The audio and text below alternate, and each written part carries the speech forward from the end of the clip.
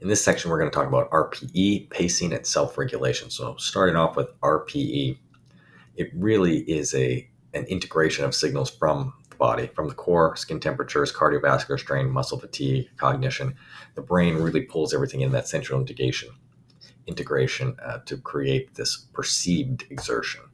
Now, under heat stress, RPE actually rises disproportionately to mechanical work, even if work is at a constant pace or load. So under heat stress, RPE will rise dramatically, at least relatively speaking.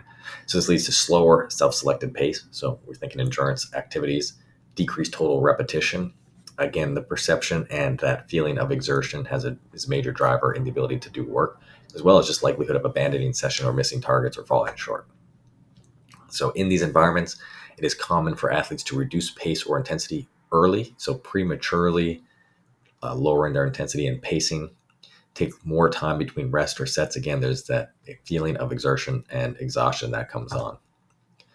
Now, one thing that's really important as far as perception goes is deceptive thermoregulation. So in some cases, perceived cooling, whether that be a windy breeze, putting ice towels on the back of the neck, they may reduce RPE. They may give that perception of feeling cooler without significantly altering core temperature. So there may be a false relief that comes along with it. Now, that could have mental perceptual benefits and the placebo effect of feeling like you could do more, but there is also risk where athletes push harder because they feel okay, but then actually put themselves at even more severe risk of core temperature. So it's really important when implementing cooling protocols, focus on core temperature cooling and managing the body's thermal regulation as effectively as possible.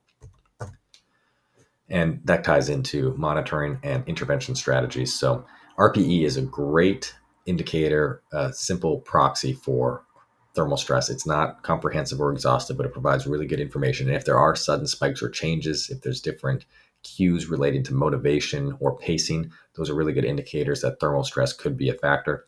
And to assist with that, just making cooling available pre, per, in between sets, great opportunities to encourage additional cooling, allow athletes to be involved in rest periods that they need, especially in extreme heat. Prioritizing rest and cooling is important. And then just doing the best to gather data, not just the external metrics, but have athletes involved in RPE tracking and figure out exactly where they're at on that specific day, that specific set, and make sure that you're managing their thermal stress appropriately.